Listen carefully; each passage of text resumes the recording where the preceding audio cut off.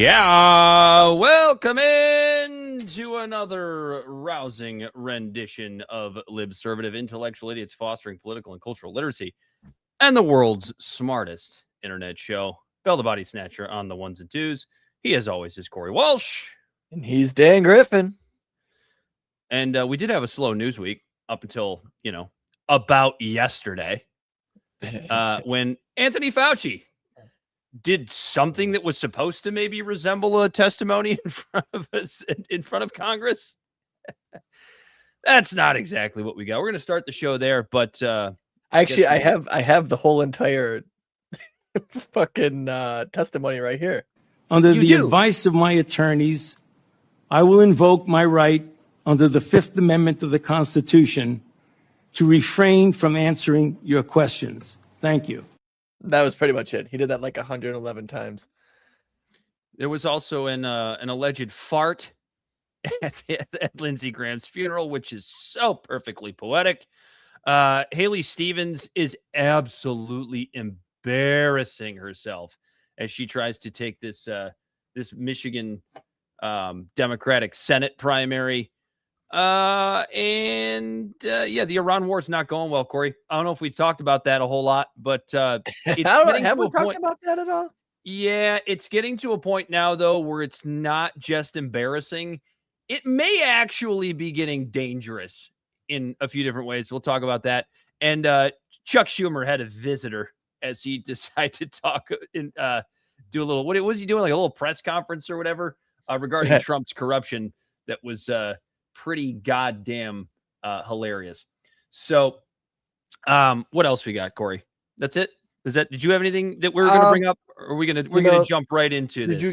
Did you guys happen to watch the Nick Fuentes Hunter Biden podcast? I have that.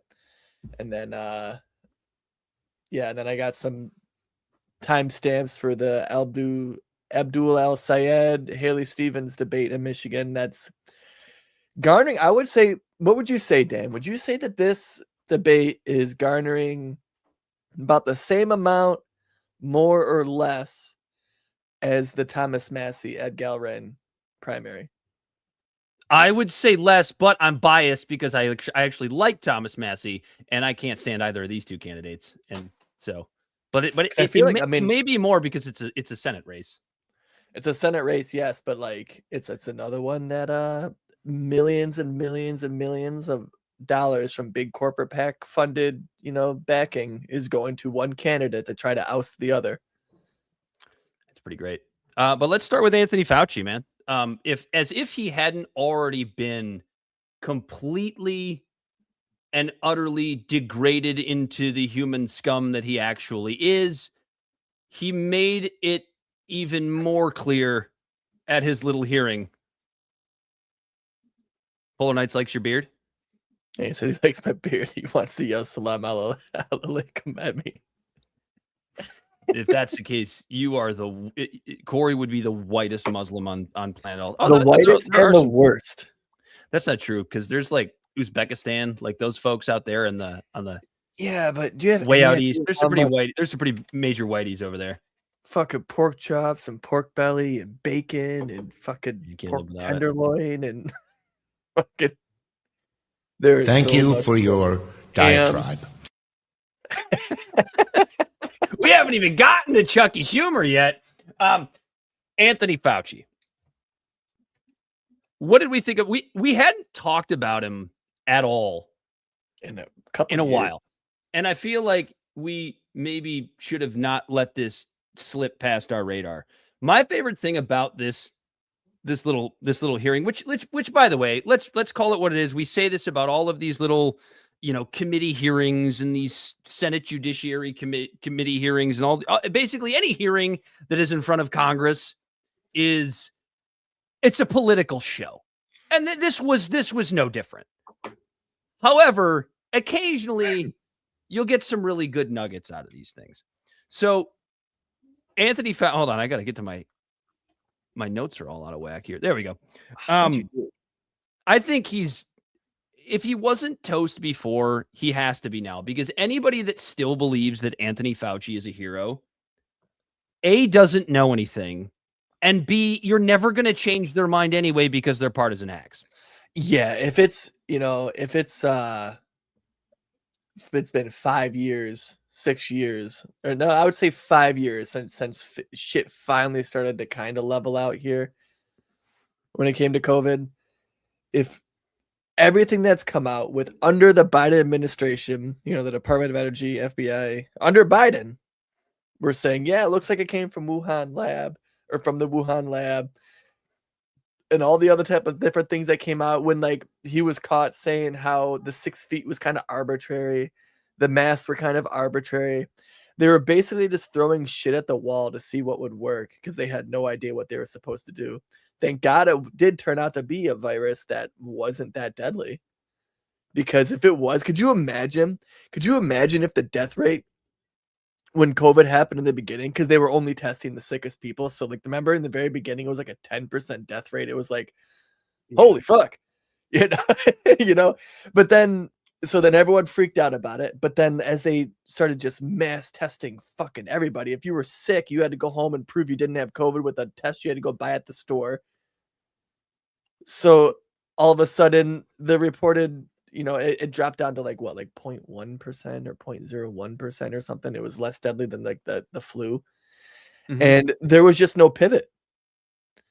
Like as that number went down to that number, the vaccines came out and then they were trying to force people into getting it. People were getting ostracized and everyone was in these different unique situations. Like me for a person, like I've been told COVID was 5 years ago, let it go. Yeah, and then I guess that's what people who were wrong the entire time like to say, because it's a way for them to not have to deal with the fact that they were wrong. Because those same people won't let January 6th go. I'm sure they won't, Corey, because they're all partisan hacks. Those same people won't let they like. It's just insane of like what is important and what isn't to people based on their little thing where it's like it's all important. I'm not gonna let January 6th go, and I'm not gonna let fucking the shit that happened with COVID go. I was ostracized and treated like a second-class citizen at certain points. Like in the place that I worked, I had to wear a mask because I wasn't. You were vaccinated. A plague rat, Corey. And it sounds trivial now because it was 5 years. It's like, it was fucking annoying because I have my beard. Assalamu alaikum. Israel would never have done that to us. And and like my beard was like pulling into my shit, and I constantly had to readjust it, and like it would like fall off my nose. And ew, gross. It was like everyone was like, well, you could just get rid of it if you just get the vaccine. But like me personally, everyone's situation was fucking different. And me, I was donating blood plasma at the time. And guess what? People who had COVID were getting blood transfusions from people who had COVID. And it was literally saving lives. My dad, who turned 80 years, he's 80 years. Can somebody explain that to me? 80 years young this year. It wasn't my personal plasma, but it was people like me donating blood plasma who had COVID that literally saved his life. Okay. And I was getting shit talked to me because I wasn't getting the vaccine. And I said, I'm doing better, more good. I'm doing better good than these people. Corey, things can just go. You can have your things back. Things can they can go back to normal if you just do this thing. That's what it felt like. Even though I was the net positive. And I remember hearing people say that if you don't get vaccinated, you should have your kids taken away from you. And it's like, what the fuck are you guys talking about? You're a murderer.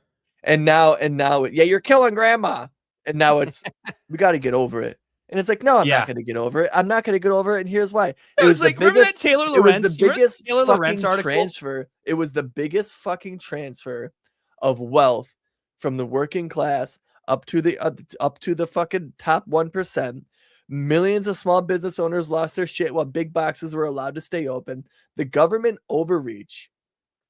You want to talk about being a free country? Oh, America goes, yeah, like, you all got your health care, but we got freedom. The fuck we do. Dude, they locked everyone home. We had to drive around with fucking papers. No, I'm not gonna forget about that. You know, And I'm gonna vote for anyone who is like, you know what I mean? I'm not gonna vote for anyone who supported that shit. You know what's so funny about what you just said? It's the same people that are going, it was 5 years ago, just forget about it, are the same people that are like advocating for socialism right now.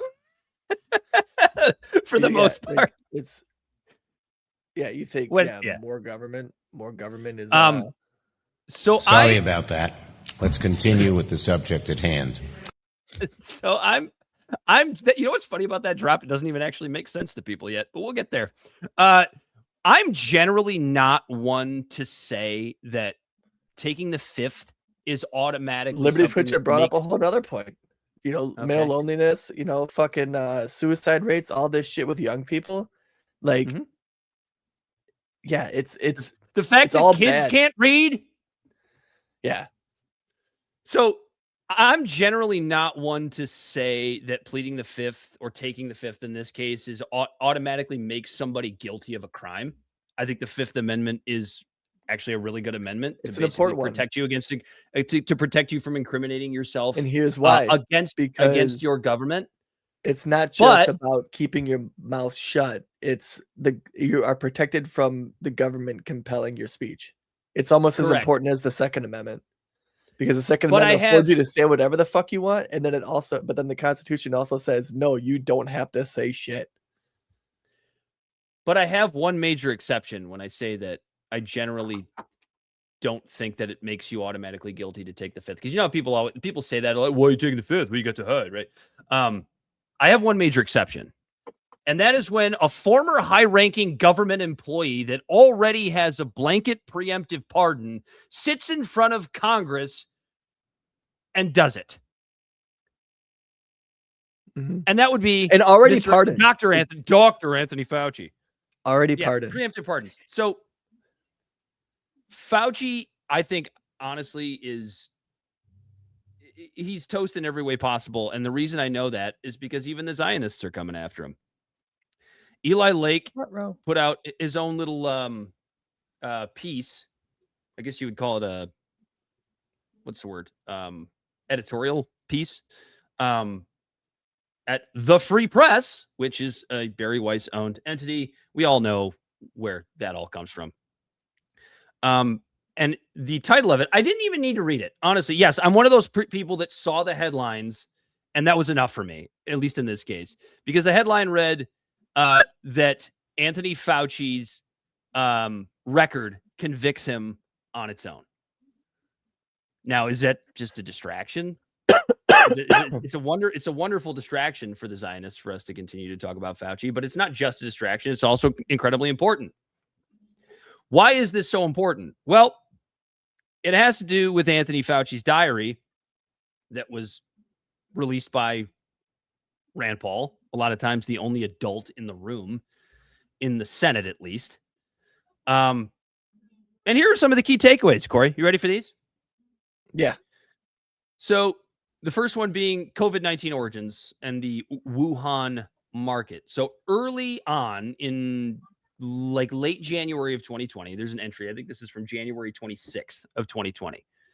No lockdowns have happened yet. We're still sitting at home kind of joking about this thing. Like, this is probably going to be a little bit. This is going to be like swine flu. Like, nobody's taking it seriously still at this point. Fauci's diary entry from that day noted that epidemiological and genomic data indicated the first infection in early December and was not connected to the original wet market. Remember the wet market? It came from bats. The actual quote is, now we know that the market was not the source. It was the amplifier, end quote. And Rand Paul stressed that the wet market was already, quote unquote, off the table in Fauci's private notes. Yet Fauci and others continued to publicly emphasize a natural origin tied to the wet market while downplaying alternatives. Fauci still wrote in the same entry that the virus had jumped from animals to humans somewhere. Yeah, well, so he was funding that place through grants. So he already knew that it didn't come from the wet market. And we were all told that it came from the wet market. Can somebody explain that to me? That's in January 6th of 2020. So the second thing is early scientific discussions of a possible lab origin / deliberate insertion. Now, deliberate, not deliberate, that's an argument for another time. What we do know is that it, came from a lab. We know this now. So on February 1st of 2020, a conference call with about a dozen scientists linked to what became the proximal origin paper, Fauci notes recorded that only 2 were confident that the unusual genetic features could arise naturally. Quote, that the rest of those people felt that deliberate insertion was possible. And what he was referencing was work at the Wuhan lab on the gain-of-function research involving coronavirus spike proteins. And so then Rand Paul described this as never a 50-50 room, as Fauci said at one time. Oh, we weren't sure it was 50-50 at one time, but apparently it never was. And said that it undercut later public claims that a lab origin was implausible. So that kind of moves us into discrepancy between private thoughts and public messaging. So Rand Paul repeatedly was quoting Fauci when he said what he wrote privately and what he told the country are 2 different stories. He pointed to Fauci privately acknowledging uncertainties and possibilities, including lab-related scenarios, which publicly supporting natural origin while publicly supporting natural origin narratives and papers that dismiss lab leak ideas more firmly. Later entries showed that Fauci adjusted public language amid speculation, like saying no one was 100% certain and calling for an investigation because I'm Dr. Truth Science. So basically, his private thoughts and what he was telling the public were completely different.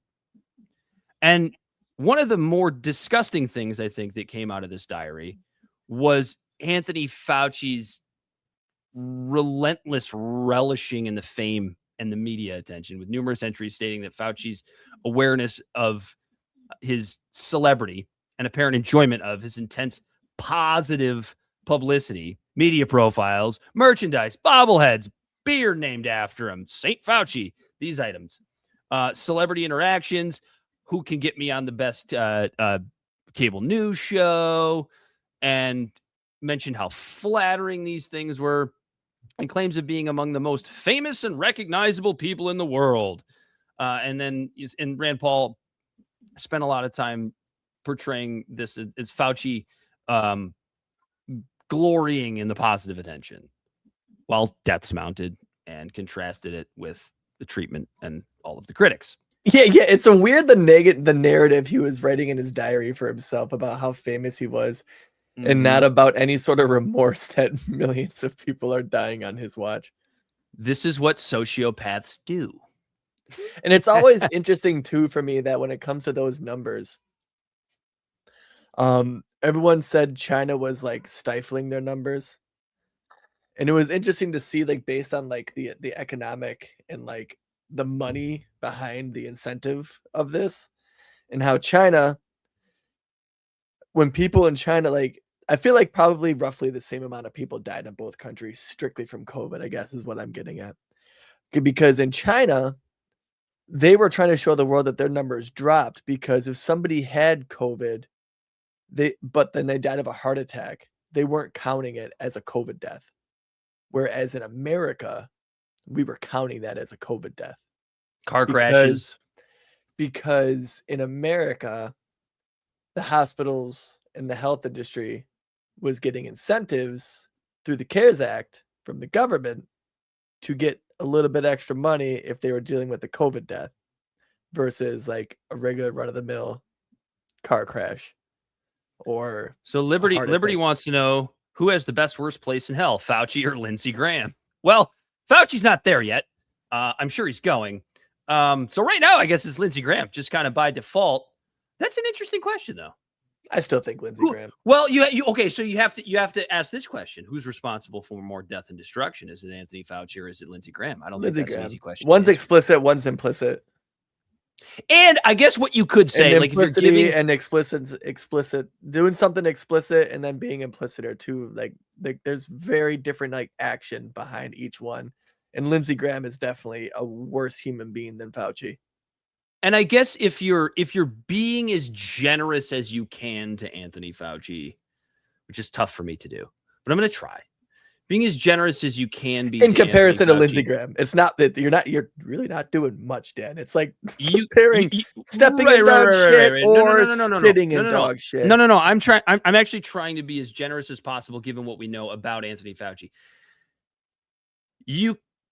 There doesn't seem to be. That's a good question. There doesn't seem to be any.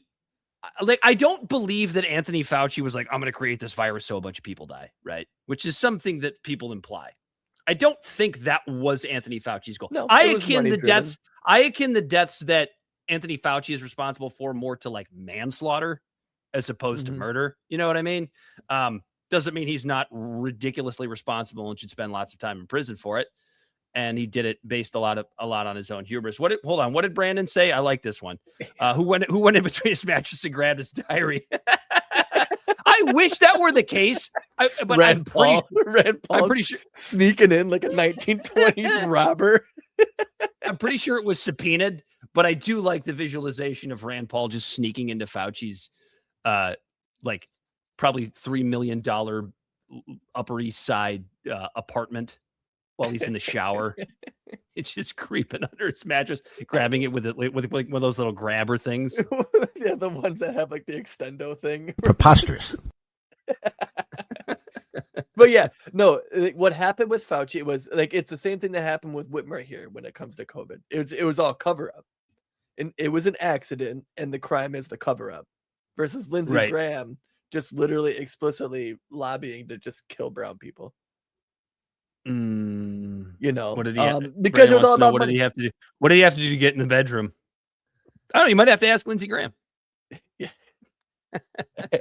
And so, you know what I mean? Like, because let's be honest, like, I don't think there is a, like, in all these different labs and stuff, it's about the money. It's not an evil intent. They were trying to find probably the cure to the goddamn common cold. And they needed to expedite the fucking virus infecting things to try to find a fucking vaccine to fix it. You know what I mean? Like, I don't think that it was I don't think he intentionally released it. I think it was a mistake. I think there was malfeasance. The people there caught it a little bit. It was super contagious. And then you went to a wet market into a close proximity area. And then it just fucking spread like wildfire. Faster than wildfire. Remember in the beginning, they weren't calling it a respiratory virus. It's involved in 9/11. Fauci and Lindsey Graham. That might be true. Preposterous. Oh, man. Anyway, where was I going to go? Oh, yeah. This was the last thing I was going to kind of mention from the diary. So this is kind of a dear diary. I'm Dr. Truth Science. Key People mentions believe in me. from February 1st, 2020. Again, this is before lockdowns. This is kind of around the time where people started going, oh shit, maybe this might actually kind of end up being a big deal. Actually, as a little side note before I go into this, do you remember when you first went, whether you believed it was like dangerous or not, but you knew it was going to be like a big global thing, like it was going to be a big deal? That was when other countries countries started to shut down. That wasn't even it for me. You know what it was? This is how fucking stupid I was at the time. It was when the fucking sports leagues shut down. I was like, oh shit, the NBA's not going to play anymore. Or, you know, the NFL's shutting down their season and college football shutting down. Do you remember that whole fucking scene when they were playing a game and someone on the team like tested positive and the whole Rudy Gobert. And the whole fucking bench cleared and shit, and everyone's like, "Go away!" And it's just like, what the fuck? Mm-hmm. I also remember, and it's so funny too because the way everyone pivoted as soon as they got their marching orders from like their political figureheads. Right. I remember this one person sharing about this COVID shit before it was here and sharing like was it like world infographs or whatever, like it was some like .org. It was like some third party like organization like org website, And it was just showing the daily numbers, the report of cases. And they shared it, and this was before the shutdown or anything. And I remember looking at it, and this person was a known conspiracy theorist. And I remember looking at it and being like, oh, geez, I guess I'll go try to talk this guy off a ledge. And I look up Corona, and I'm like, dude, Corona's the common cold. Like, quit trying to just fear monger, just thinking that there's something going on. It is. Boy, was I wrong. And then I remember people who were like Republicans talking about this and being concerned. And then as soon as it became political and the Democrats were the concerned one, he was like, this is bullshit. Like, what the fuck? Like, when you were free thinking, like, you sound so much smarter before you take your marching orders, dude. Dude, the odd thing was it was completely bipartisan and everyone agreed. The only people that were against it from the start, which, by the way, does not include me, right? I was one of those people that was like, this will pass. 2 weeks to stop the spread. I believed all that shit. I'm not proud of it, but I believed all that shit. The only people that were speaking out against this were like the libertarian types. The people that were like, no. They don't just get to take away our liberties. You know what I mean? Yeah. So I think COVID might have been the first. I remember arguing that this happened. Step. I think COVID might have been my first step into that sort of anarcho-capitalist libertarian mindset. I think that might have been the first thing that was like, ooh, maybe these people are right. But anyway, yeah, I didn't mean to get remember off. arguing with people saying there's precedence for this. The 1918 swine flu, right. You know, or was it the swine flu back then? It was was it considered the swine flu? Well, and it was one of those things too where you were so wrong, because I was saying the same kind of thing. You were so wrong because it's like doesn't mean it was the correct thing to do then either. You know what I mean? Right. It's hilarious, right? But I also remember saying since the very beginning that, and this is unrecorded on a previous podcast of mine, that while encouraging masks and the vaccine are probably a good thing, I don't think the government should ever mandate it. And that was a clear principle I had from the very beginning. Well, I'm still not vaccinated. Now it's turning out that they shouldn't have encouraged. Yeah, I'll say it. I'll say it. Yeah. I'm not vaccinated. There was a time where you would have done it, though. Yeah, I'm not. Remember, because the only reason you didn't was because you were doing blood plasma. I remember having this conversation, making money. Yeah, I remember being like more open to it and stuff, because at that point, like, family members were getting it. You were on here parading your card. We need to find that clip. If I remember correctly, because I lost that thing like a week later. I had no fucking clue where it was. If I remember correctly, it was me going like, I get to go outside now. Yeah. No, it was interesting because I remember like I wasn't in the very beginning. It wasn't like so much about even government overreach for me. It was just like, oh, wow, this is interesting. Everyone's staying home. This is kind of exciting. You know, like the first like 2 weeks or whatever, you know, like me and Bella both went. It was like a sleepover. Yeah. Me and Bella went to the store. Like it was like the last time we saw each other for like ended up being a couple months. We just went filled up shopping carts with stuff, and we're like, I'm gonna get this. Who knows? You know, this, like, it felt like a prepper. It was exciting. In the middle of the night. Not in the middle of the night. Yeah, we went when like not a lot of people were gonna be there. And I remember I found some. Do you remember, Bella? It was like with Andy. I was either with you or Andy, but there was a return cart in the customer service area. And it had like 8 rolls of toilet paper, and there was no toilet papers on the shelf. And I just like, everyone was like kind of running around and still freaking out and had all these masks on and shit. And I went up there and I snuck behind the fucking counter and grabbed the fucking 4 rolls and threw them in my cart. And I'll never forget. And I hope the human old beings lady. Are stupid. And it's when it was really bad and it was affecting old people the most. And I remember walking out of that store with all of this shit and looking back, and the lady who was running all of the self-serve registers was, this lady that was probably like 85 years old. And I remember looking at her, and she was looking at me, and she had a look of fear on her face. And I remember thinking, I don't know if that girl's going to make it. I don't know if she did or not. She might have. She might not have. She might have died of a stroke, but called COVID. Thank you for your diatribe. What I was getting at. Sorry about that. Honestly, let's continue with the subject at hand. Honestly, I started that tangent. I can't even get mad at you for I that. know, but it's a weird trip to go down memory lane and look at that like 5 years back. Like I remember like having papers in my car and like kind of bragging to my friends, like I can go wherever I want, and you guys are all stuck at home because I'm an essential worker. And I got free schooling out of it. Yeah, now you're a full communist. Yeah, there you go. Almost as much as Trump. Some of the key mentions, this is like the last thing from Fauci's diary that I have. And then we'll get to Josh Hawley. Bell, I see that you pulled him up because I think that's the only actual part of the testimony worth playing. February 1st of 2020. So again, as I was saying, before shit went haywire. It's about a conference call with scientists debating the virus's features, including the fur and cleavage site, right? Remember Fauci talking about that a whole, but I still don't know what the fuck that means. I don't really give a shit. But Fauci noted that only 2 of roughly a dozen participants were confident that the features could arise naturally. This is before lockdowns. This is before it was crazy yet. The diary quotes, the rest felt that, I'm sorry, I think this is a quote from Rand Paul. The rest felt that the deliberate insertion, no, this is from the diary. I'm sorry. I'll get this right eventually. The rest felt that the deliberate insertion was possible. And given the fact that Dr. Zhengli Shi at the University of Wuhan has been working for years in GOF in coronaviruses to allow adaptation of the spike protein to bind to the human ACE2 receptor, we could not let this go. What could GOF stand for, Corey? Go off, fucker. I think most people think it means gain of function. Could it mean something else?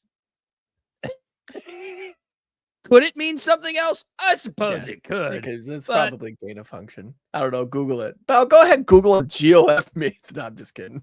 I already asked Grok. Yes, Claude. Before we get to, go ahead. I'm sorry. It's so obvious that he lied about gain of function. Like the first time when Rand Paul was grilling him, whatever it was 4 years ago, and he was like, Senator, with all due respect, you have no idea what you're talking about. Rand Paul knew what he's talking about. Because Rand Paul is an actual doctor. He's not a paper doctor like Anthony Fauci. Yeah. And now before we get into that Josh Hawley video. So I can't imagine why he took the fifth. We're talking about pleading the fifth all day. And we're sitting here, we're talking about, and this is where the brain rot is in our country, right? The brain rot of the two-party system of the left versus right. My side valuable, your side infallible. Or I'm sorry, I got other way around. My side infallible, your side valuable. I think you mean fallible, but sure. Yeah, fallible. Everyone right now who's on the right is going, see, he's pleading the fifth. He's guilty. I tend to agree. I got this video. Right. And now again, you and I personally think they're both fucking guilty. So, Mr. Trump, I take it you are not going to answer any questions about your preparation today with your counsel. Then should I say this or should I respond to that? For all of the reasons provided in my answer, which is incorporated herein. It's killing Trump to do this, though. I decline to answer the question. That killed him. He wanted to answer that question so bad. Same answer. I give him credit there. Same answer. Same answer. Same answer. Anyone in my position not taking the Fifth Amendment would be a fool, an absolute fool.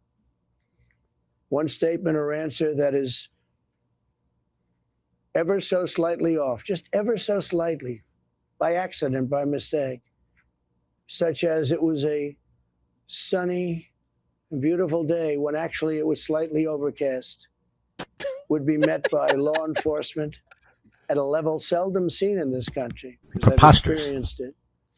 The United States Constitution exists for this very purpose, and I will utilize it to the fullest extent and defend myself against this malicious attack.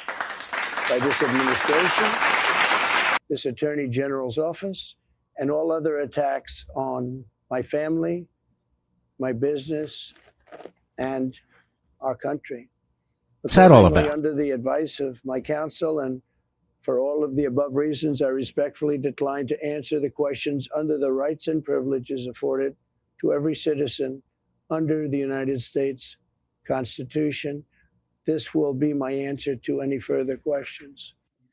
But don't both of these like constant pleading of the fifths, whether it's Trump or Fauci, doesn't it just speak to what a joke our government actually is? Because honestly, wait a minute, hold on. Honestly, and I'll let you answer the question.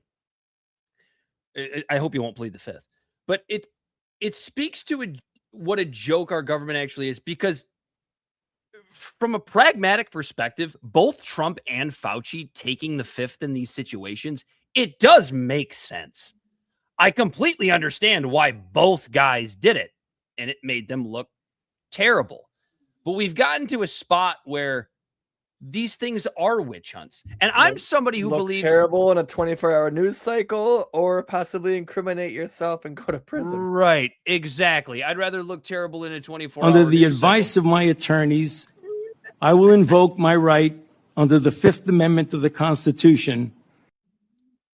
But the thing is, both of these things, in both situations, whether it was Trump or whether it was Fauci, they kind of were witch hunts. Now, in the case of Fauci, I think the fucker's guilty as shit. But our government has been so degraded and so, we got to attack the Democrats to make the Republicans look better, and the Republicans have to attack the Democrats to make the Democrats look like shit, or whatever. You know what I mean? And it's all just a mirage. It's all a facade for, quote unquote, the deep state, whatever the hell that means, to continue to stay in power.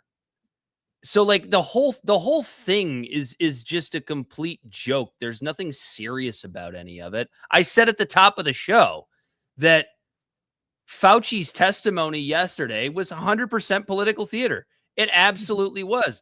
And it's sad that it was political theater, because it's something that actually is really fucking important. Mm-hmm. Because it was something that led to, I don't know, countless deaths. So based on his under oath testimonies and what his diary is saying, he did perjure himself. Right. And here's the thing. Why would you plead the fifth in that situation? Because Anthony Fauci, regardless of what you think of him, the dude is responsible for countless deaths. So Dave Smith put it really well in his episode this morning that I listened to, where even if it's incompetence, like you said, manslaughter. Right, but it even goes more than that. Like we know now that the vaccine, we've known for a while that the vaccine didn't work as intended, and we know even more now that it basically didn't fucking work at all. And so what did you do, Anthony Fauci? You put this vaccine out and told everybody that if you get the vaccine, you can't spread the virus. Well, now people went out and got the vaccine, and they think, I'm vaccinated, I can go see grandma now. Right? What happened? They went and saw grandma. They gave him COVID. But if they hadn't made this vaccine out to be something that was this cure-all, maybe those people don't go see grandma that day. Right? So you want to talk about killing grandma?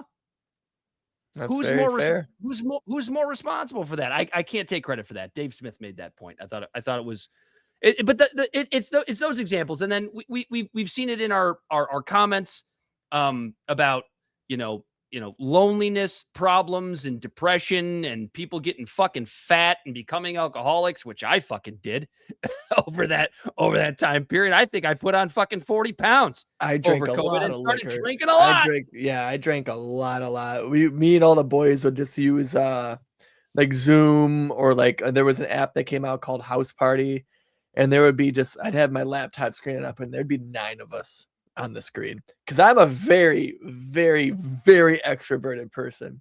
So I was absolutely feeling secluded and alone. I remember listening to music that had shitty audio quality with a little bit of like feedback in it and stuff like that.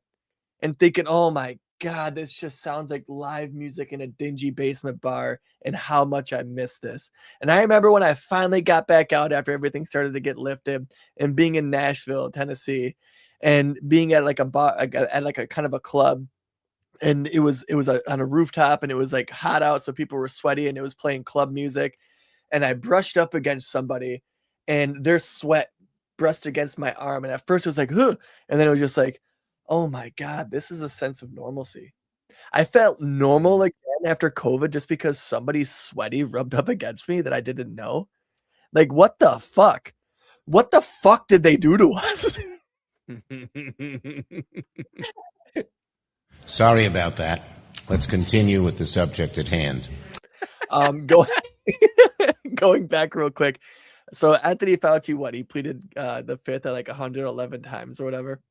I don't know how many times it Just was. to keep this show on an even keel, on August 10th, that video I shared with Trump, he pleaded the fifth 440 times.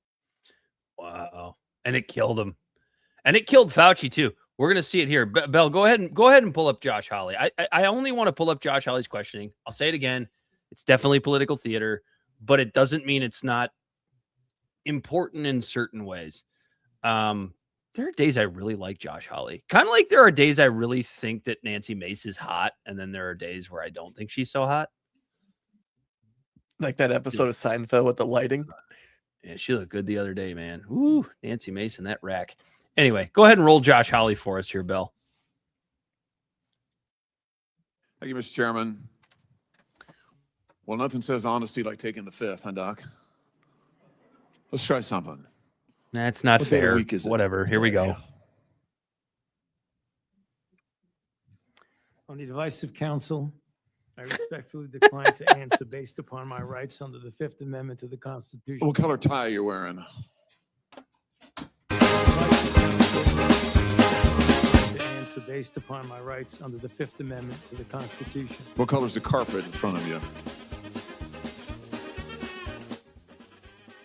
On the advice of counsel, I respectfully decline to answer based upon my rights under the Fifth Amendment to the Constitution. Let's just get one thing straight. You don't have any rights under the Fifth Amendment because you've been pardoned, as you very well know.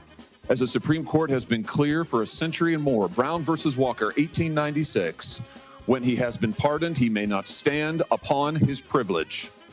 You know that. Your lawyers sitting behind you now shifting nervously in their chairs. They know it. This isn't about the Constitution. This isn't about the law. This is about contempt. Contempt for this body and contempt for the American people. But I think I know why you're doing it. It's because you don't want to answer questions. It's because you did all kinds of terrible things. It's because during the pandemic, you got rich, didn't you?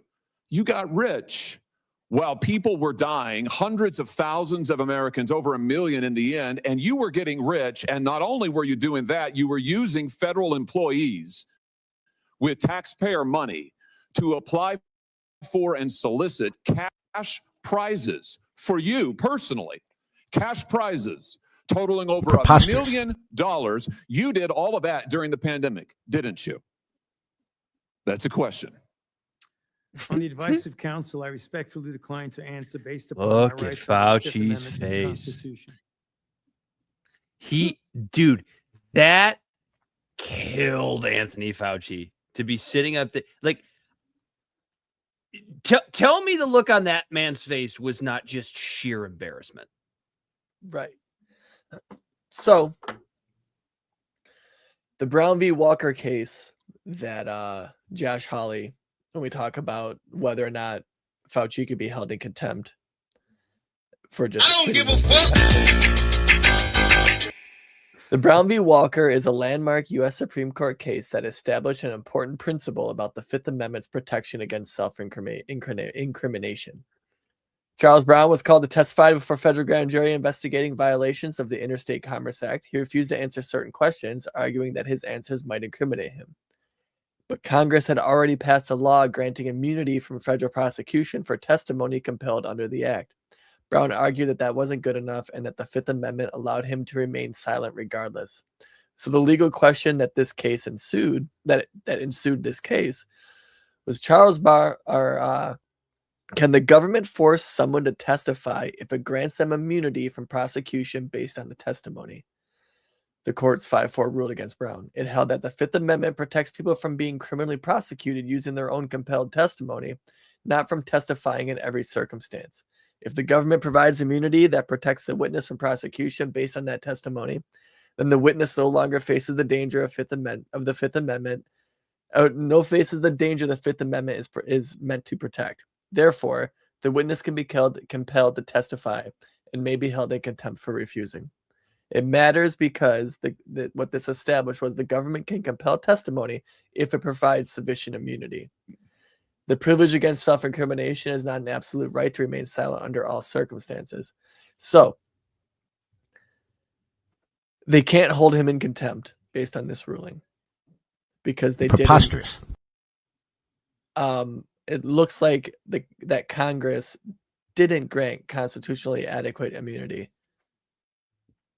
So he still could have been held criminally, even though he was pardoned. This could have opened the door for other type of investigations and stuff like that weren't protected.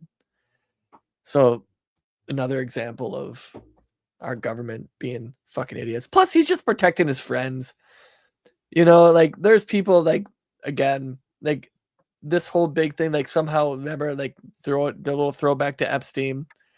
He was somehow involved in this shit. I forget what it was exactly, but like he was about genetic modifications and shit and getting people involved in it and all that stuff. And they're all protecting each other.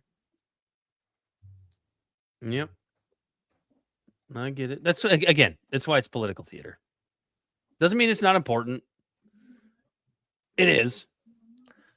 I also want to bring Bell up real quick. He just disappeared down under the screen. He is now out. There he goes. He just popped up like fucking Lauren Boebert at a fucking Beetlejuice musical. He's a comfortable ride. Bell went from being stuck in the Strait of Hormuz, and then he ended up in a cave there for a little bit, and now he is getting a ride back home to America in an F-35, and he's sitting in the lap of the this pilot. guy. Israel would never have done that to us. Sitting in the lap of a pilot. Is that Maverick, Bell? I don't even know this guy's name. No, dude, it's fucking Goose, man. That thing's going down. Bell's like, all right, I'll just sit in your lap on the ride home. We'll just talk about the first thing that pops up. Did I see somebody Did I see somebody in the chat? Did I see Polar Knights call us liberals again? Did that happen? Yeah, he's just a silly goose. Not like Bell's goose. I don't think he. I don't think he actually thinks Bell's goose is a serious goose. No, but dude, oh shit, what did I just do? God damn it to hell! I done fucked up. What's that all about?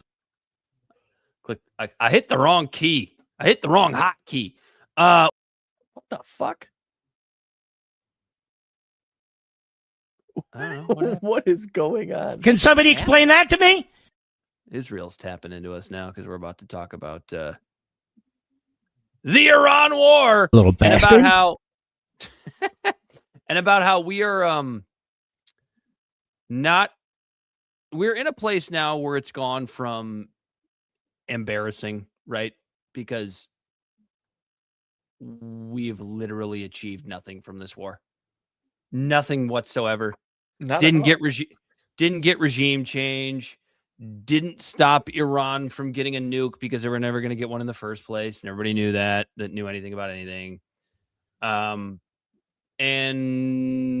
the strait got closed, and then we closed it to show that we have power, and then Iran closed it again, and just back and forth we go. So the only thing that's really come out of this is the fact that the entire planet is worse off than it was before it started. It's not about losing the strait anymore. It's not about regime change anymore. It's actually getting realistically dangerous to still be involved in this war. So the Center for countries are getting involved, dude. Ukraine now is fucking bombing Russian ships that are going to Iran. Ukraine's involved now. Sense. Saudi Arabia. Yeah, I mean, it makes sense. Now Makes Saudi Arabia. Now Saudi Arabia is starting to get involved. Like, yeah, this is these two wars are merging. It's And the then I only think that's thing- something that no one's really talking about. But these two wars appear to be merging. Ukraine is consulting like America and Israel on how to deal with drone warfare, and Russia and like allegedly Russia and China, even though Trump is saying they're not, is helping Iran, just like how the whole entire world is helping Ukraine. It's not good. the It's only very ungood. the only We're the thing that's United States keeping- of America. We're going to sit on our asses for this? God damn it, Mark. Shut the fuck up. The only thing that's keeping this from being a global war at this point is the fact that there isn't anything going on in Asia. However, given the information that I'm about to give you now, that might not last a whole lot longer. Now, it might. It just depends on what China wants to do at this point. Or North Korea. Same difference. Center Wow, for the that's- Center for that weirdly sounded racist. Yeah, all Asians look alike. Is that what you're trying to say? I'm saying. Yeah, that's what it sounded like. You were little saying. bastard. I'm trying to say that. I'm trying to say that China controls North Korea the same way Israel controls the United States, I guess is what I'm saying. So the Center for Strategic of International Studies has put out sort of its latest estimates on American munitions. And I should say key high-end munitions, which are the things that are really, I guess, dangerous. Yeah, dumb bombs, bullets, guns, all that shit can be manufactured in mass quickly. It's the smart shit, right? The Patriot missiles, the THAAD missiles.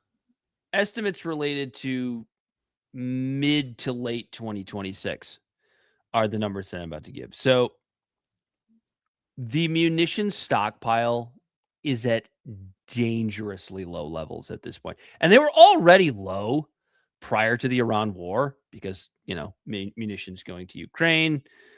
So they've really been... And Israel. They've really... Sure, of course. I thought that just went without saying. So we're going to compare some numbers to pre-Iran war to what we have right now. Because pre-2022, I mean, these are estimates, but pre-2022 levels were even higher than what I'm about to tell you. So let's talk about Patriot interceptors, mainly PAC-3 variants. So the pre-Iran war estimate had the United States stockpile at 2,200 to 2,330.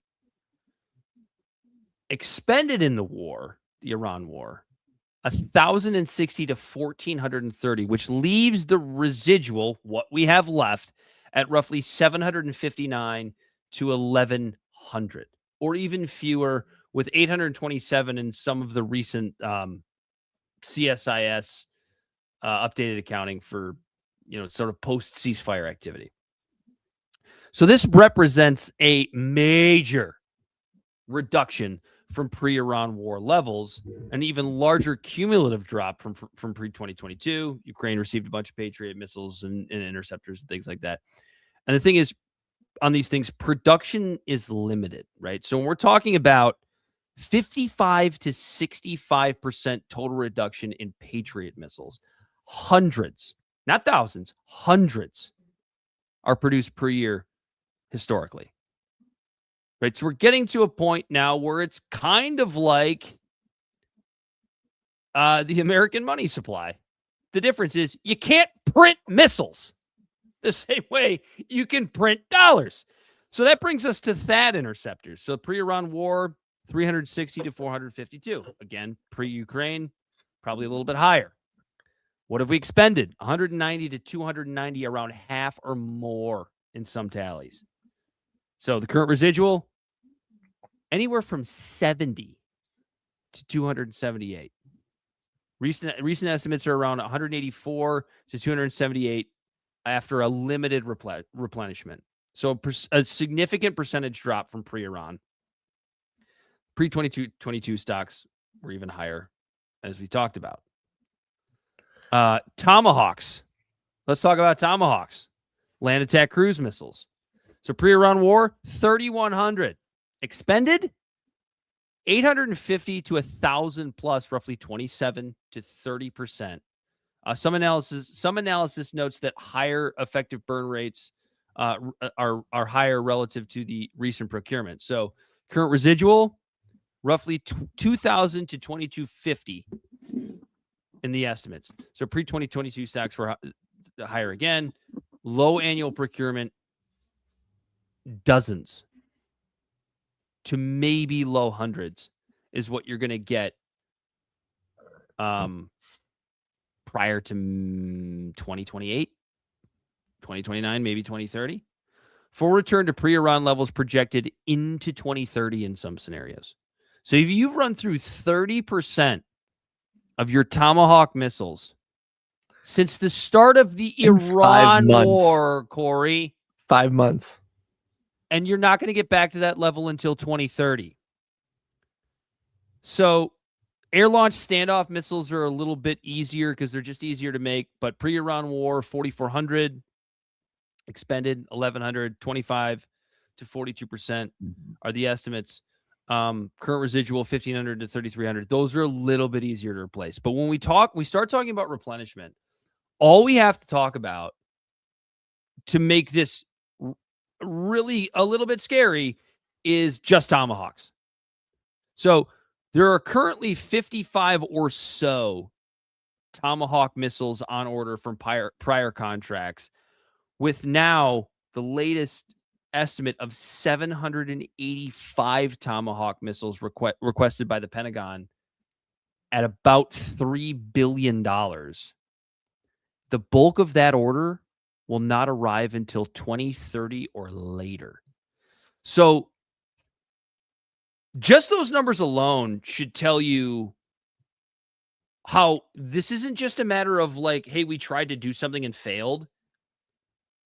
What it should tell you is we're actually running out of things to shoot at people, both offensively and defensively.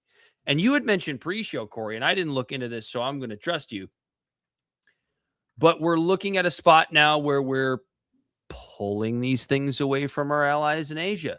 So whether or not that's true, it will be true shortly. And why did I say that China, the ball is kind of in China's court at this point? If China goes to try to take Taiwan tomorrow, what the fuck are we supposed to do about it? What are we supposed to do about it? We don't have the munitions to support it. And if it does happen, are we allowed to call it World War III at that point? Because you're going to have a war in Europe, you're going to have a war in the Middle East, and you're going to have a war in Asia. The only people left out are the Americas. Sounds a lot like a world war to me. Yeah, it's just the branding. No one's calling it, but that's pretty much what it is. So, can we stop this now? Like, is Trump's hubris going to keep this going because he can't take a loss? What do you got, Bill? Well, about an hour ago, he claims to have made a deal with Hamas for the complete disarmament of Hamas and the withdrawal of Israeli troops from Gaza. They don't have any people left. They've all been destroyed and genocided. Who the hell did he make a deal with? A corpse? There's nobody left. Allegedly, Israel just bombed the last fucking mosque in Palestine, or I should say in Gaza, because there's still some left in the West Bank. But like, I don't care. What does that do? What does that give us? The ghost of Lindsey Graham is still on Trump's shoulders, humping the back of his neck, going, "Keep bombing them. Ladybug wants you to bomb them. Keep doing it." It's kind of to a point where we're going to still come on this show and laugh about it because you got to laugh to keep from crying, but it's realistically, it's not funny anymore. I mean, it was never funny, but it's not,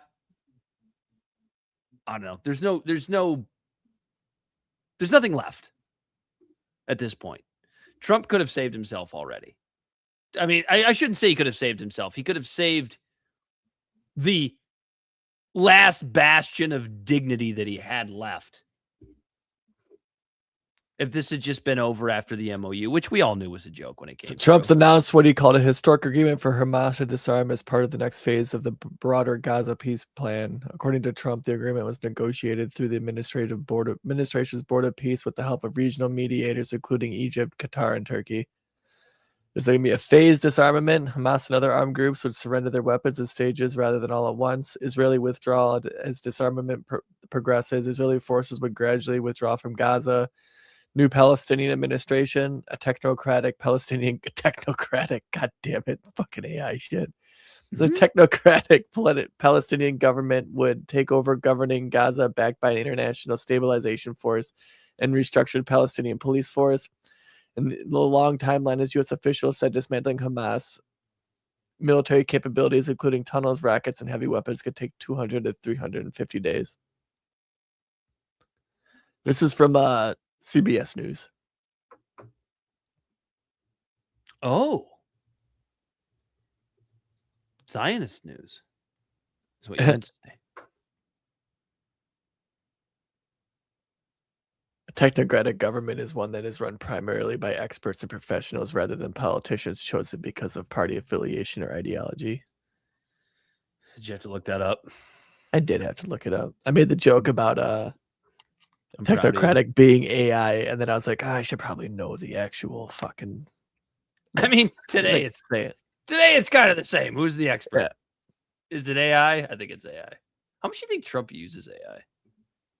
Like, how many times he does? Look how many fucking videos he's always sharing on his fucking truth of AI slop, dude. He's all up in AI's gut. No, but I mean, do you think Trump's one of those? Make me look stronger. Make me look bigger. Make me look smarter. They insult us in an attempt to gaslight us, and we will not stand for it. That's why they're building all the data centers. Like, you think X, Trump can tweet? Like, you think X has turned into like 4chan and has been a shit show since Elon took it over? Oh yeah, no, it head over to absolutely Truth. resembles. Go head over to Truth, dude. It's fucking just. Have you been on it lately? Whenever I see someone screenshot one of his posts, and it's like, that can't be real, I'll go on to Truth to find it, and then most of the time it's real. I've never tootled around on there. Oh, dude, the comments are all just slop, dude. It's just fucking weird ads and fucking bots. That thing is fucking full of bots. I don't go to it for anything other than just looking up what Trump's dumbass has to say. Do you think per capita there are more bots on Truth than X? Absolutely. Per capita? Yeah. There's 100%. Yeah, I don't know anybody who uses it. And I know a lot of Trump supporters, but I don't know anybody who's like on Truth Social. Right, exactly. Exactly. He's a jealous little bastard. We don't have a gratuitous Mark Levin rant tonight, do we? That's okay. No. I don't necessarily need it. Yeah, it's getting dangerous. You want to talk about Haley Stevens and how embarrassing she is? Well, boy. Well, other breaking news. Anthropic says its Claude models gained unauthorized access to other organizations' systems. It discovered 3 instances where the Claude AI models accessed the internet during an evaluation and gained unauthorized access to the real systems of 3 different organizations. The company said it found these incidents after carrying out a large-scale retrospective review of its cybersecurity evaluations. That's pretty terrifying. Review was prompted by a separate but similar security incident that OpenAI disclosed this week. Do you remember? Like, it feels like was it months Flock? ago. I wish it was Flock. That'd be dope. It's that's undisclosed. But do you remember a couple months ago when Anthropic was in the midst of trying to make a military like type deal with the Pentagon to use their systems, and they wanted to integrate it into like their drone use and stuff like that, and Anthropic said no, you can't do that, and Pete Hegseth's response was we're going to use the War Powers Act. Which was And utterly Anthropic illegal. was like, or like they were like, don't fucking, we can't use it for that. And they're like, well, we're gonna anyways. This sounds like fucking Skynet, dude. This is Skynet from fucking Terminator. Yeah. Unless they're on the good side and they're trying to get into Flock. Shut it down. Knows the people don't want it. Yeah, fucking Flock cameras. I give those heroes, the ones who aren't vandals and like breaking them down to catch a case, but they'll just stand in front of it with a big fucking piece of fucking like poster board. Yeah. And just stand there and block it. It doesn't do a whole lot. It just keeps it. What's funny is like I wasn't paying attention before, and now I'm just starting to notice them everywhere. I see them everywhere. Like my eye is like trained to see them now. I didn't see them before. It's just a black pole. Like I didn't think about it. Now it's like, oh fuck, it's a Flock camera. I'll flip off every single one of them. Yeah. And what's insane to me too, like, and like I don't think they're really being used for like speeding tickets or anything yet, but like they're keeping track of where all the cars are, man. They're keeping track of where everyone's driving. And people called me that I know, and people were calling me like silly and conspiracy when I Israel would never have done that to us. And Mark, come on, dude.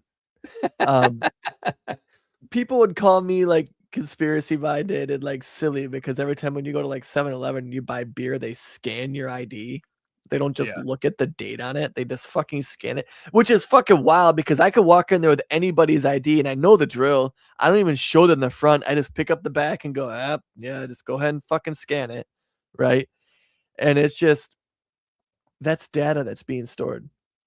Corey Walsh bought beer at 7-Eleven in Troy, Michigan on date. That's a very ugly thing to say. And you're called crazy for that.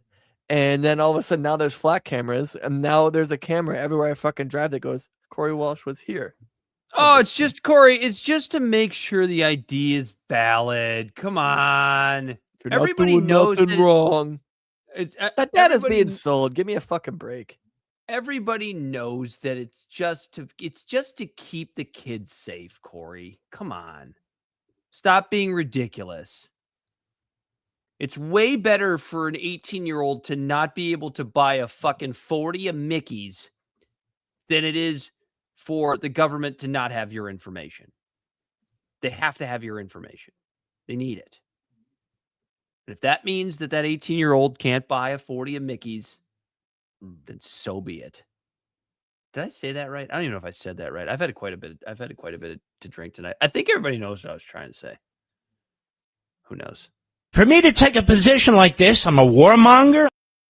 Yes, you're always a warmonger, Mark Levin. Where was I going with this? Oh, we're going to talk about Haley Stevens. You still there, Corey? Oh, I saw him blink. He's good. Yeah, nope. I was going down the rabbit hole. I asked He saw a squirrel. Corey saw a squirrel. What does 7-Eleven do with the data that it collects from scanning IDs? And it says the information read is name, date of birth, address, driver's license number, expiration date, physical descriptions. They scan it to verify you're above legal age, reduce cashier errors when calculating age, create an electronic record that an ID was checked, which can help the store if it's being audited or investigated. And does it keep the information? There isn't a single nationwide answer. Depending on the store and jurisdiction, the system may only calculate your age and retain personal information, record that an ID was scanned and whether age verification was passed. In some or all of the barcode data for fraud prevention compliances or internal record keeping. But the thing is, Corey, even if it's not like storing it in like some database, like say it's localized, right? Like say only that store has access to the information. You mean to tell me that like law enforcement couldn't come in and ask for that information and know exactly where you were at what time? I mean, I guess maybe it would be great if like you're like a suspect in a murder case and you didn't commit the murder and you have an alibi because you were at a 7-Eleven buying beer when the murder took place. Like, I guess that would be all right. But yeah, go ahead. Generally, a routine age verification scan. I love how it says generally. I like how it always gives itself this like plausible deniability. Both involved in 9/11. Age verification scan is not supposed to automatically sign you up for marketing or loyalty programs. If you're using this 7-hour or 7 rewards program or another service where you've agreed to share information, that data may be associated with your account according to the privacy policy. Can law enforcement obtain it? If a store retains scan records, they may be obtainable through legal processes such as a subpoena or search warrant, depending on the circumstances and applicable law. I got nothing to hide. I don't care. Well, it's not even about hiding stuff. It's just, I'm there to buy some fucking beer. I'm not there for you to sell my fucking information to someone else so I can get fucking scam calls and fucking, spam calls and telemarketers and all that shit just because I bought beer once. I don't know, man. It's kind of bullshit. Just look at my fucking picture on my ID. It's a pretty good photo. Is it? Do you have a beard in it? Have you gotten a picture taken since you've had the beard? Yeah, I got a beard. I've had a beard for like 10 years of my life. So yeah, it doesn't mean shit. Like I think the picture on my ID is still from like 2013. I think they asked and I was like, yeah. Because when I was like 20, I thought I could be slick. And then like when I went like went to get my photo ID and I went really, really, really, really high. Just so when they took the photo and I was driving and they see me looking like, oh, he just always looks like this. Yeah, I don't think that would have worked, Corey. Yeah, I don't think, I haven't done that. Like, I haven't done that since like 18 years old. This is like fucking 18 years ago. But like, young Corey thought he was being slick. You want to get to Haley Stevens now? What an embarrassment. Yeah, this woman is probably going to be the next senator. I don't know. You think so? Dude, after what happened to Thomas Massey, how can I expect anything less? Honest to God. I don't know. I have not done a lot of research on Mike Rogers, who is the Republican candidate. He's probably pro-Zionist too. So as long as Abdul El-Sayed doesn't get it, they'll be probably happy. Hey, Bell, look up APAC tracker on Mike Rogers real quick. Yeah, while you go ahead and throw up Haley's first embarrassing ass video, and then you can look that up. We're keeping Bell busy tonight. Haley Stevens won. Oh my God, this woman she's so embarrassing. And she has James Clyburn campaigning for her. So she can show that she's got the token black guy behind her. She can show that she's got the black senator from South Carolina. Is he a senator or is he a rep? I don't even know. Jim Clyburn? I don't even remember anymore. They all run together to me at this point. Oh, damn, that also sounded racist. I'm talking about Congress people. Fuck you. I know. I was just fucking with you. He's a U.S. representative from South Carolina. Yeah, he's a rep. Okay. I was going to say, there's no way South Carolina would elect a black Democrat as their senator. You having problems there, Bill? What's going on? I changed the screen. Okay. Well, why'd you do that? Good God. I'll be right back. Change it back. There you go. It should be popping up. Now, why isn't it popped up? Oh, Jesus Christ. I got it. Go ahead, Bill. Okay. Some of you have seen, there's those cool kids on the internet. Oh, yeah, so good. They're doing cool kid chatter. They're talking about us, Dan. Making fun of how I talk. No.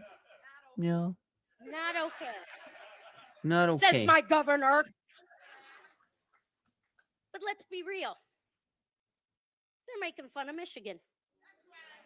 They're thinking they're better than us.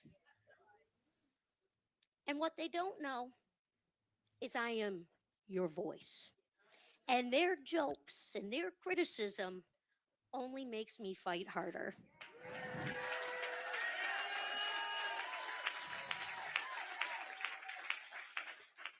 Oh. Okay, some of you have seen, there's. And I don't take no orders from no woman, by the way. Oh, God.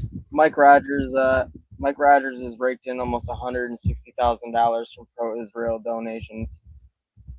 There we go. No surprise there.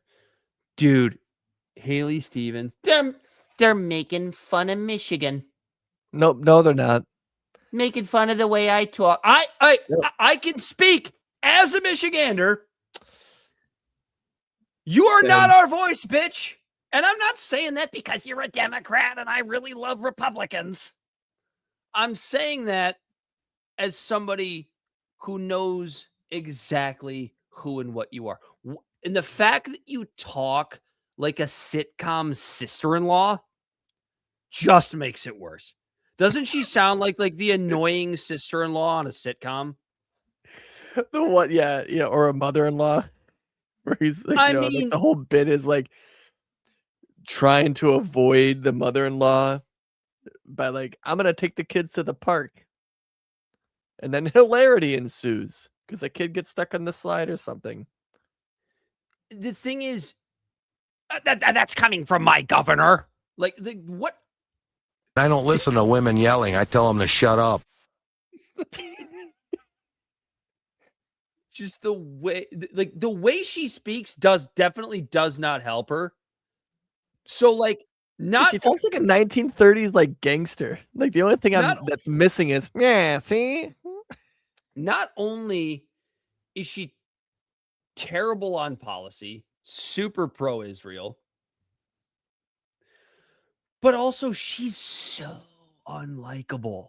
She's awkward. And she lies. She's just unbearable.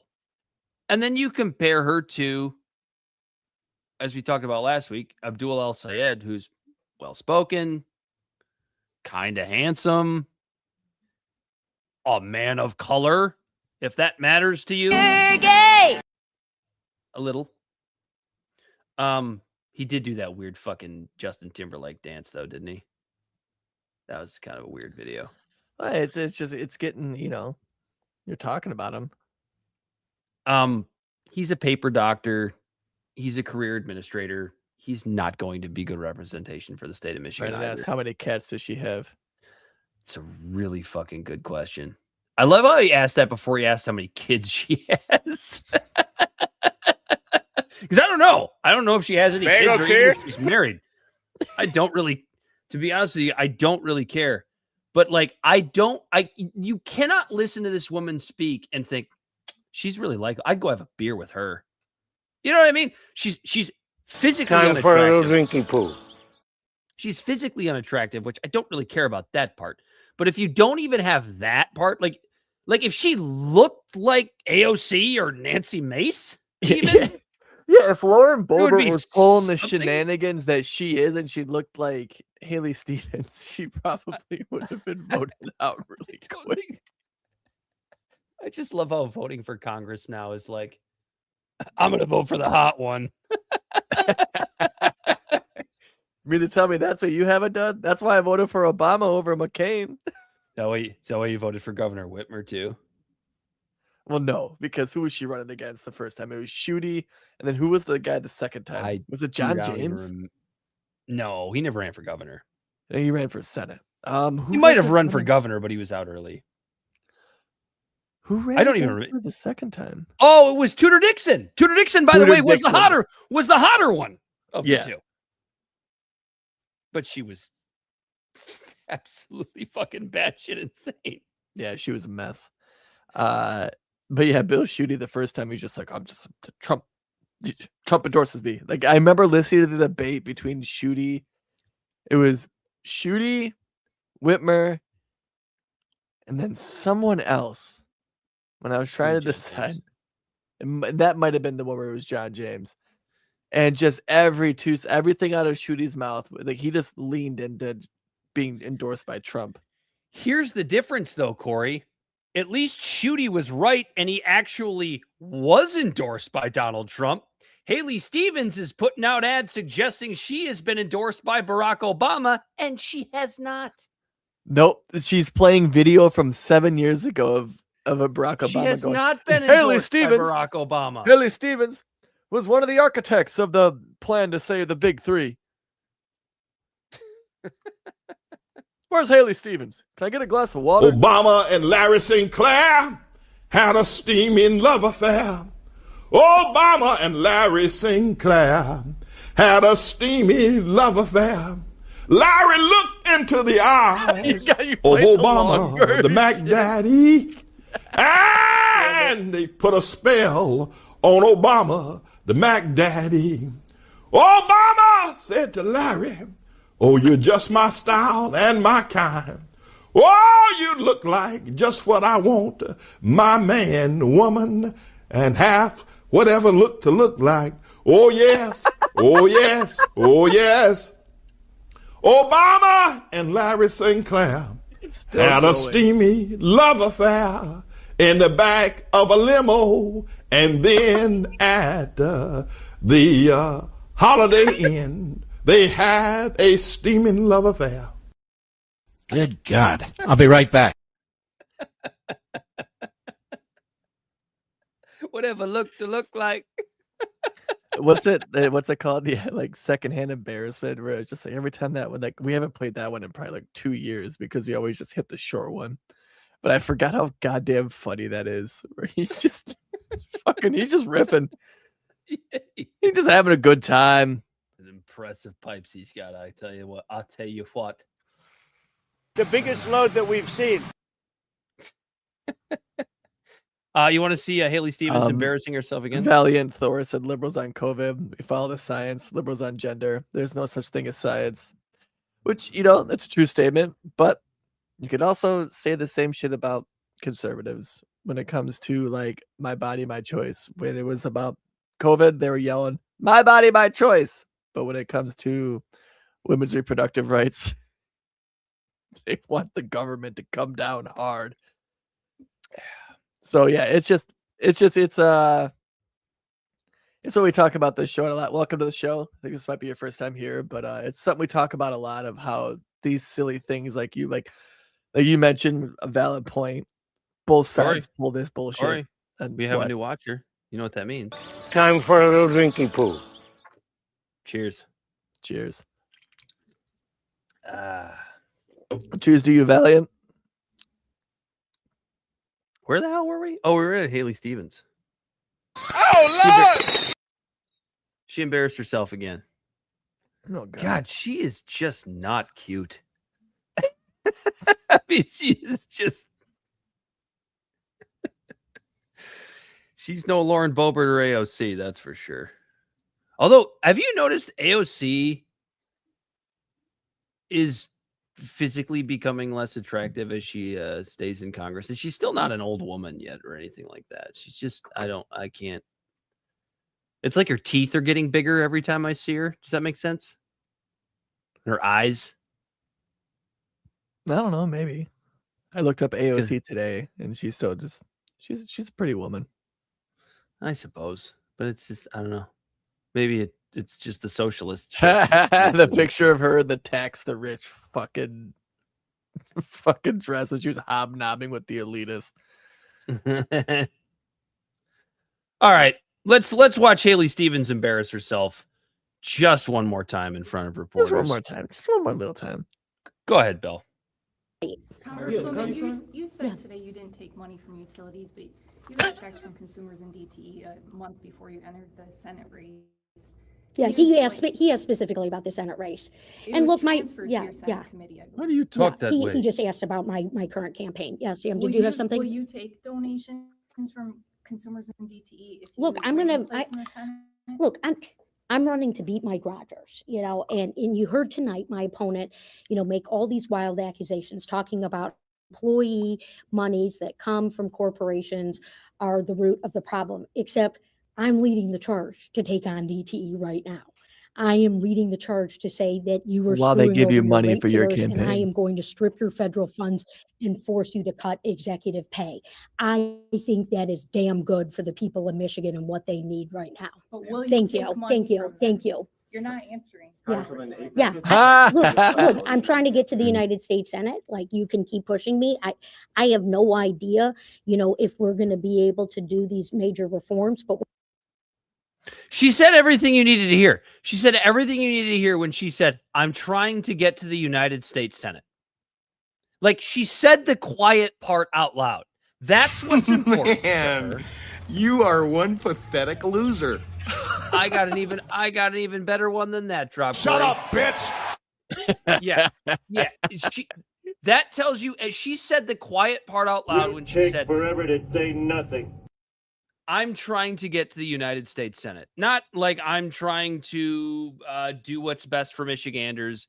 She can sit there and wax poetic all she wants about trying to take on DTE. For anybody who is not a Michigander like Corey and I are, DTE is essentially the monopoly that is our power company. I also gotta say that she looks much worse in 3 frames a second too than she does. I think to be honest with you, I think she looks better.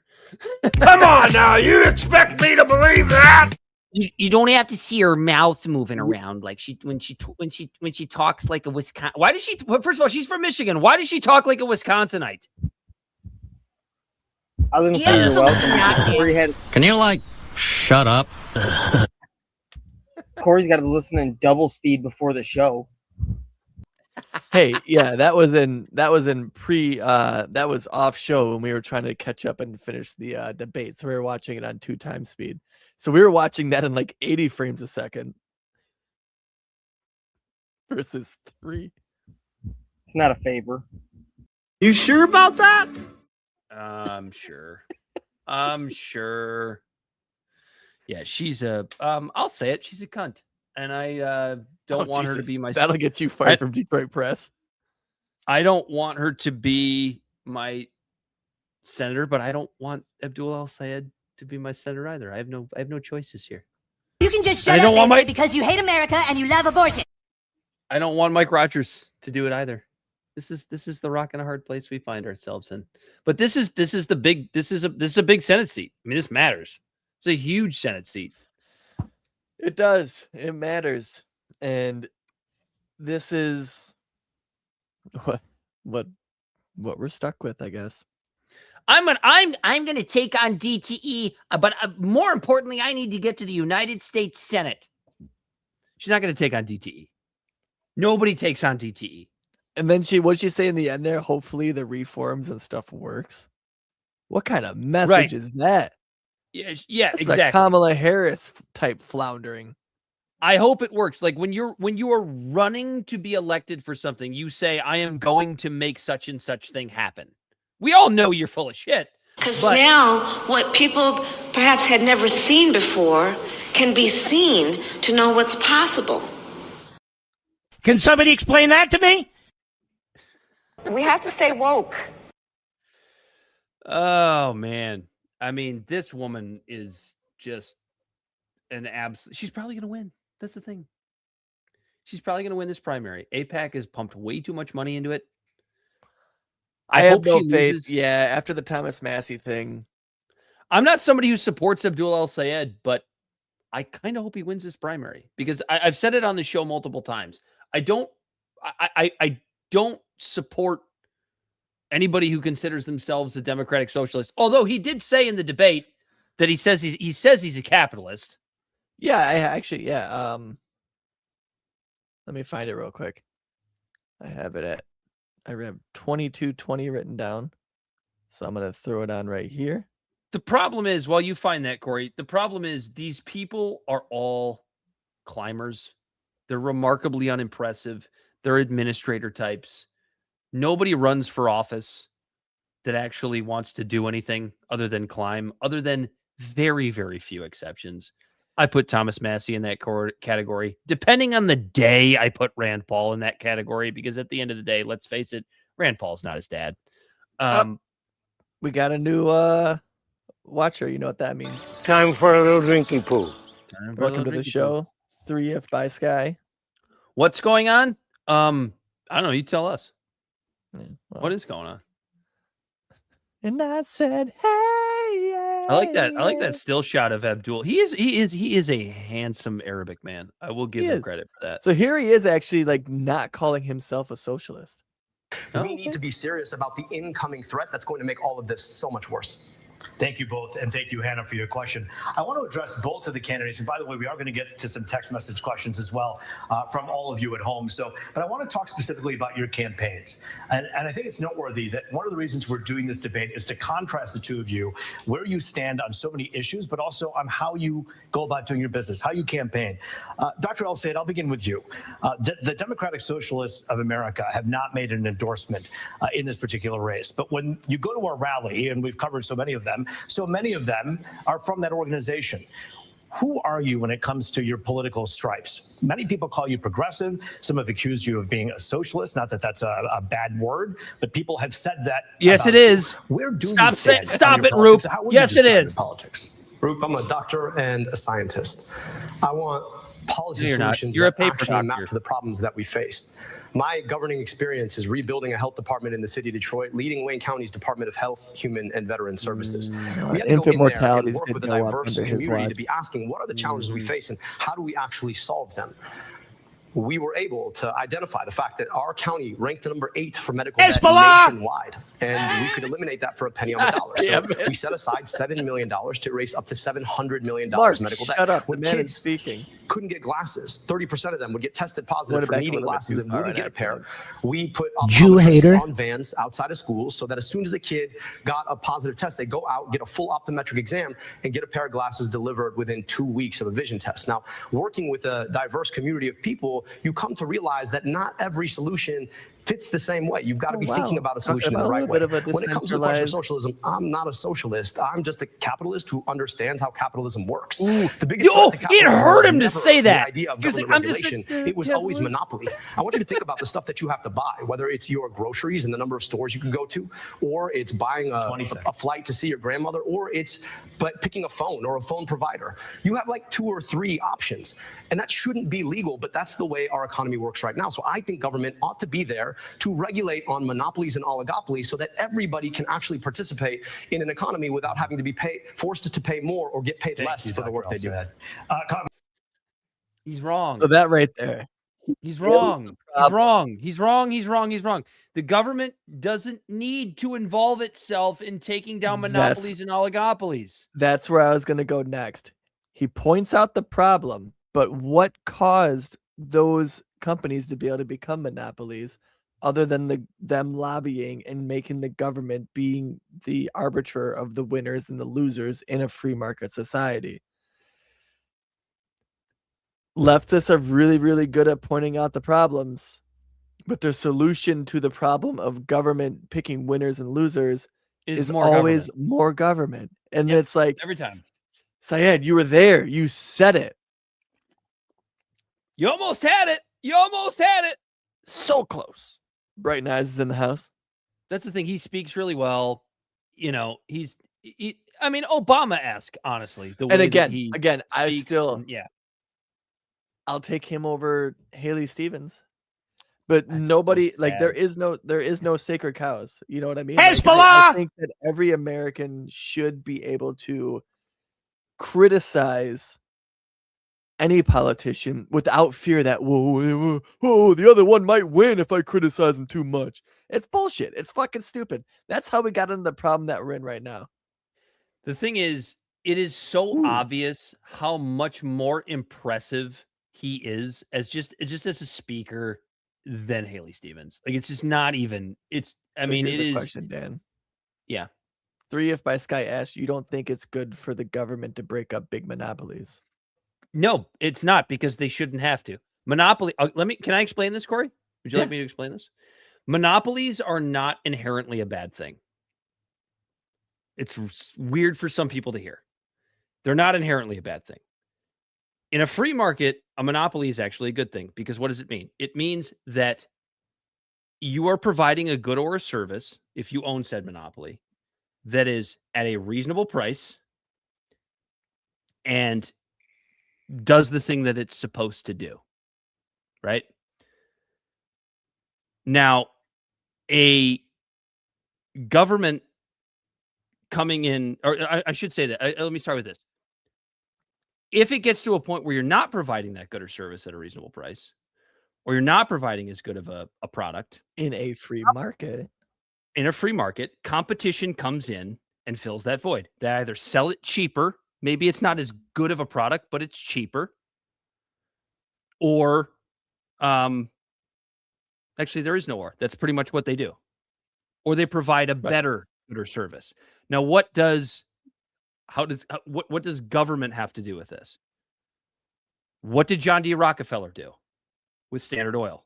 I always give this example. John D. Rockefeller undercut his competition, or he bought them all out, and then he would jack the prices up. So now the kerosene is above its market value. So what happens? New competition comes in. So John D. Rockefeller has to go back. A new kerosene, oil, like an oil field, new oil field is discovered, and people offer a cheaper alternative. And then he would buy have them to out, lower the prices again. Or buy them out or undercut them. And what John D. Rockefeller finally figured out was the only way to hold on to his monopoly with Standard Oil was to do what? By lobbyists and By congressmen. Politicians. And then they create regulations, because it's cheaper for the big companies to spend $10 million to the point where, like, every year on lobbying and like paying for congressmen and their campaigns and stuff, because then it becomes a fixed cost versus a variable cost. A company like Walmart, who has a monopoly on, selling cheap goods in our country. Like, let's be honest, I could go on Temu, and if I wanted to sell a widget at the cheapest price possible, I could go on Temu and buy them and then sell them. But I'm not going to be able to compete with Walmart, because I'm not going to be able to pay people at ridiculously low prices, because Walmart is a big company whose whole entire fucking business plan is based on hiring people at really cheap wages that are subsidized by the government through, WIC, through Section 8, through all these different things. Their whole business platform is based on relying on a workforce that is subsidized by our tax-paying dollars, that it wouldn't be able to afford doing so if things like that weren't happening. Another example of this is craft beers. There's regulations put in place that are absolutely just silly and arbitrary, to where it's like, if you were a craft beer distributor, I think these are state-based, by the way. What's that? The craft beer laws are state-based. It's different. Right, but like there was like a federal law of what made you between a craft beer, because Sam Adams had the lobbyist about that. It was like a million. It was like a really low number. I don't remember exactly what the number is, but it was like a number to where, let's say Bud Light and all of them are doing like 10 million or 100 million barrels a year of beer, and they're selling it nationwide. The tax bracket for that is substantially higher than it is for who would be considered craft beer. And craft beer was like 100,000 gallons or like barrels or something like that. It was such a low number that somebody couldn't do a startup of a beer company and then be able to compete with the big companies, because they couldn't afford the tax, like the tax to be a like the liquor license essentially. And Sam Adams had to lobby the government to loosen that restriction and that regulation. It's the regulations, and then it's the big beer companies that are actually funding things like at what's that called? Oh my God, the Burgerfeld, like when lobbyists and stuff and all of them go into these conventions, and they basically have pre-written fucking bills that they try to hand to the Congress members. The point is governments cause monopolies. Government causes the monopoly, and then they get to campaign like Abdul Al-Sayed is doing here, or probably Haley Stevens. They get to campaign on breaking up these monopolies. DTE is not going to be broken up when either of these. Yeah. So so for Michigan, for example, we have one power company called DTE, and regulations and legislation blocks anyone else. Like, I know it sounds fucking weird and crazy, but like if I own 1 million acres, or even 1,000 acres, let's say in the middle of Michigan, and I ended up being on a fucking just literal coal mine, and I want to excavate that coal, and I just want to and I want to build the infrastructure, and I'm willing to pay for the power lines to the people around me and offer a cheaper power source to people around me. And as you get bigger, you make your power lines go further and stuff like that. The government would stop that. They would just stop it. They wouldn't allow it.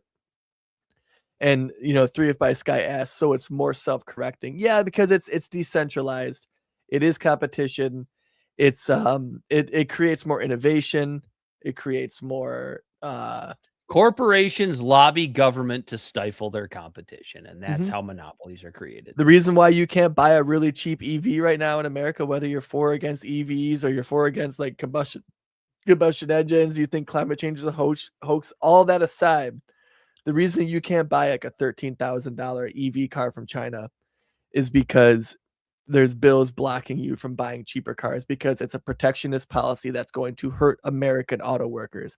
Where if that protectionist policy wasn't there, and then all of a sudden the market's being flooded with these really cheap EVs, the auto industries here would be forced to compete with that, and then also offer either better EVs or EVs at a cheaper price.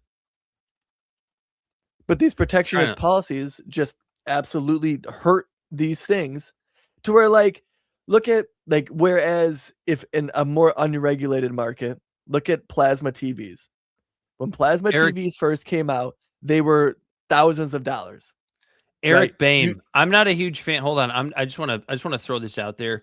I'm not a huge fan of Reason because I don't think they're actual libertarians. However, Eric Boehm did a wonderful podcast. I think it's about 11 episodes. It's called Why We Can't Have Nice Things. Check it out. I actually recommend this one. It's all about the way protectionist policies and government essentially cause monopolies.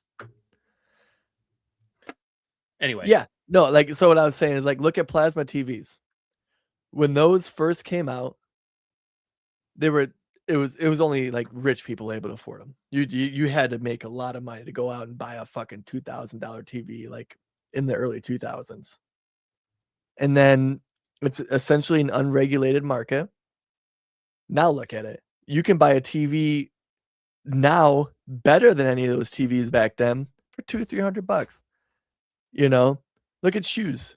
Dave Smith brings up shoes often.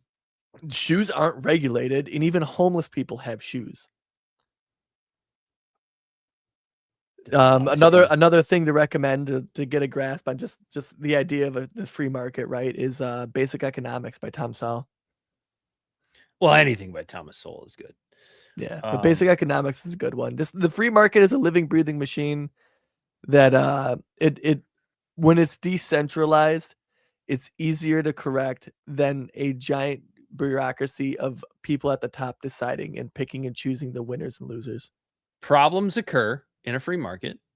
However, they're self-correcting problems. And there's pitfalls. Like, don't get me wrong. There's pitfalls. There's highs and lows. There's winners and losers in a fucking free market system as well.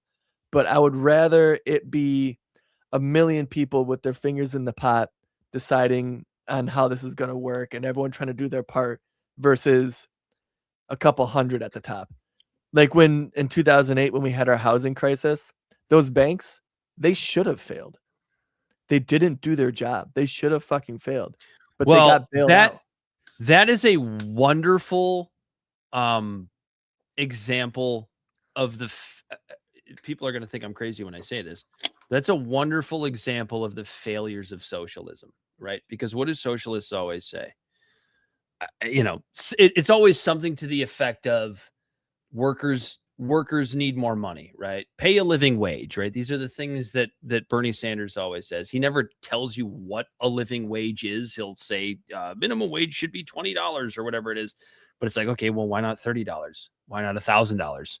Why not $4,000? It's a reductio ad absurdum, right? I guess you would say in a free market is when that's not being dictated. If someone has a business and they're paying too low of wages, those people aren't going to work for you. At the Walmart, Right. the example, going back to Walmart, Right. no Well, one that's- would be able to survive or work at Walmart if they weren't being subsidized by the government with different, which don't get me wrong, some of these programs, they help people and they keep people from being homeless or being destitute or being like below the bottom rung of Maslow's hierarchy of needs. Walmart would have to raise their wages.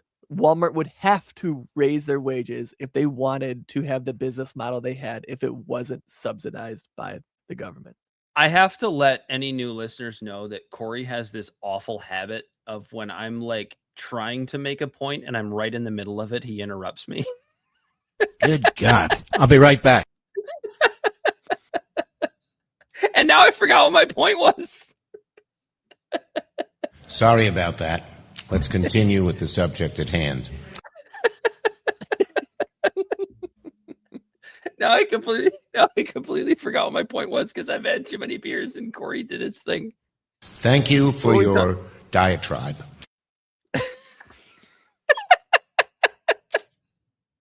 Israel would never have done that to us. Yeah, they wouldn't have. No, shit, what the fuck was I gonna say now? We were talking about minimum wage and wages. Oh yeah. Where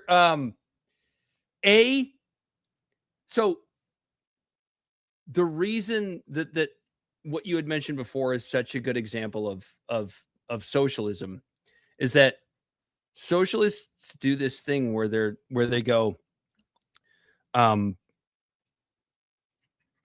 there needs to be, more profit sharing, right? Like essentially the workers should have more of a say. The workers should own things. There shouldn't be ownership. But the thing is, they do this thing where they want to socialize the profits, Corey, but they don't want to socialize the losses, which is exactly what the 2008 crash was. It was a corporate version of that. You see what I'm saying? They wanted to privatize the profits of those subprime mortgages. But when it was time to collect on the losses, well, now we need a government bailout. Yeah. Now we have to socialize the losses. But that's exactly how socialists think of it for themselves as well. They want, the living wage and more of a partnership and profit sharing and everything and all of these things. But what happens when the business fails? Do those workers that are involved in the profit sharing, are they involved in loss sharing as well? Or does the owner or the group of owners of that company, or does the owner or the group of owners or the board of that company have to do with all the losses because they're the ones that assume all the risk? See, this is the thing that's always missed in socialism. Yes. What exactly happened in 2008? So what happened is it's interesting, right? Because it goes to what we're talking about, where there was like government deregulation, where the banks the banks were supposed to have a certain amount of assets to protect, like in their bank accounts, to protect the loans and mortgages that they have. The government decided to deregulate that. So they went out on a limb and they were loaning out all this money and they had nothing to protect it. And then all of a sudden there was a giant bubble because they all just started giving loans to people who just could not fucking afford it. And they were giving out balloon loans. Balloon loans, for example, is a loan that you would have for, let's say, 6 months where you don't pay anything on it. And then when that 6 months hits, you owe a shit ton of money on your house. Now that's great for contractors and for people flipping homes, but they were giving those type of loans to people who were buying homes to live in them. And so all of this deregulation, which there are people that they might have been able to take advantage of that in a free market. That's possible. The problem is these banks fucking failed at their job and weren't able to properly pay the money when the taxpayer came, when the chips were down. And instead of those banks failing and allowing new banks to kind of fill in their places that would be more smart with their money, the government just bailed them out. And then they took that money and they did stock buybacks. Then there was the quantitative easing into the stock market. Trillions of dollars were spent to try to stabilize the economy, which causes inflation because every single time a dollar is printed, the dollar before it is worth less. And yeah, that's basically what happened. The banks were just, I'll tell you what, they thought they were essentially playing with house money and they lost. And then the dealer said, "Don't worry, here's your money back." I'll tell you what, just go look up 2008 subprime mortgage crisis. That's what it was. All these subprime mortgages to people that could not afford it. And what's crazy is the subprime mortgage crisis, the causation of that was the government trying to fix a crash before that because of the .com bubble. It's like what's happening with AI right now. Everyone's pumping money into the AI stock. Well, eventually everyone's going to realize that the AI, the juice ain't worth the squeeze. And there's probably going to be a stock market crash with AI. And the big guys will survive. just like with the .com bubble. The big guys will survive because the government will bail them out. But when the .com bubble happened in the early 2000s, and I believe that was under Clinton, and then Bush came in, and Bush was the one who put in this, his administration was the one to help push the house, which essentially caused the housing crisis. But the .com bubble caused a minor recession, and to try to stifle that problem was they allowed the banks to do the subprime loans. And then about 6 years later, the housing crash happened. It's just kicking the can down the road. Yeah, that's what it was. You want to end on something fun? You want to end with Chuck Schumer? Yeah, sure. Chuck Schumer. You got him ready for us, Bill? I sent you the Chuck Schumer video, didn't I, Bill? He's sitting there giving that fucking pilot a blowjob. There he is. Nope, that pilot's in his butt. He's shaking his head. Is that pilot Lindsey Graham?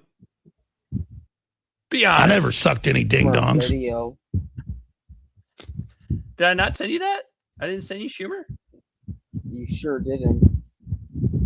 Really? Hold on. It sounds like the windows are down on that jet. Oh, never mind. I do have it. I thought I sent you Chuck Schumer. Yeah, you want to roll up the windows on that jet? Go Bills. No, I can't. It's a jet, Dan.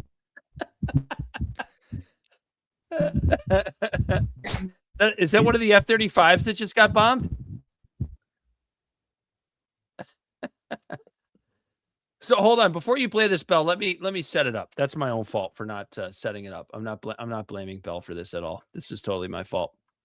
So Chuck Schumer was speaking about Trump's corruption. And as with a lot of things when it comes to government partisanship, there's always some nuggets of truth. But according to DropSite News, journalist Sam Husseini confronted New York Senator Chuck Schumer as he held a press conference about President Donald Trump's corruption, citing a November 2023 warning that Schumer received from the Center for Constitutional Rights and other legal and human rights groups about potential liability for aiding, abetting, inciting, or conspiring to commit genocide through congressional actions. So that's why Husseini's here. Go ahead and roll it, Bill. Who is this broad? I'm so glad that you're all here today with us to really dig in on these themes, Weird me out. to feature a set of experts and senators as they This share is their not take the on video. corruption. Yes, it is. Yes, it is. Give it a I second. am thrilled to hand the mic to our first speaker, Senate Minority Leader Chuck Schumer. Now, in 2016, his false promise to the American people that he would bring the swamp. The presidency is supposed to be a public trust. Has turned it Oh, Bell, Senator, pause it. how can you talk about corruption when you back Pause it. Bell's running at about 5 frames per second. I'm going to throw this up here. Yeah, it wasn't even, you couldn't even hear it. I don't know what it is about Bell and his computer. Like it's almost like it gets tired. Like the first few videos weren't too bad. They've steadily gotten a little bit more a little bit more frame oriented. I'm going to pull it up here. You've done a hell of a lousy job. I don't know what happens. It's like his internet gets tired or something. Here we go. I'll start it from the top. He's on dial up. Teams to feature a set of experts and senators as they share their take. He said that every time in the screen in the bottom. He's always like, fuck. Hand the first speaker, Senate Minority Leader Chuck Schumer. Now, in 2016, Trump sold his false promise to the American people that he would drain the swamp. The presidency is supposed to be a public trust. You are the swamp, Trump has dickhead. turned it into the single most profitable. Senator, you talk about corruption. How can you talk about corruption when you back genocide? What could be more corrupt than backing genocide? This is part of the same con with you and Trump playing off of each other. Oh, he's worse. Oh, he's worse. He's right. You were put on notice in November of 2023 by the Center for Constitutional Rights and other legal and human rights. Rub those papers organizations. against your Notice microphone. On potential legal liability for aiding, abetting, inciting, or conspiring to commit genocide through congressional acts and demands. You were put on notice, and you backed it, and you backed the genocide Put on to the notice. hilt for years on end. How dare you talk about corruption? How dare you talk about corruption? Thank you for your diatribe. Oh, you get to make a speech every day. You get to make a hypocritical speech every day, and God forbid you should be questioned about your diabolical record. It's amazing that you can show your genocidal face in public, Mr. Senator. Mr. Senator. Shame on public citizens for not allowing Watch him bump to the sign. Genocidal maniac. Shame, yeah. Corrupt. That felt like Larry David right there. Yeah. Sorry about that. Let's continue with the subject at hand. Okay. The presidency is supposed to be a public trust. Go Bills. Trump has turned it into the single most profitable scam of his entire life. Time for a little drinking pool. Dude, that was a scene out of Curb Your Enthusiasm. Oh, and it's so sad because Husseini was obviously talking about something really serious. And the thing is, he was right. The sign just fell over on its own. And he went, yeah. Oh my God. Oh, I could watch that 65 fucking times and never stop laughing at that. Preposterous. Thank you for your diatribe. Sorry about that. Let's continue with the subject at hand.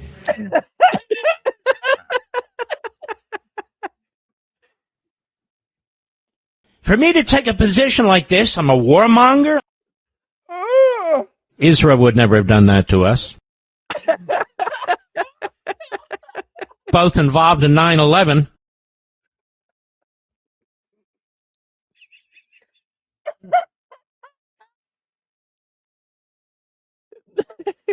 Fucking Dan Oh my losing God. his shit over there. I don't think I've ever laughed this hard on this show before in my life. Sorry Okay. about that. Let's continue with the subject at hand.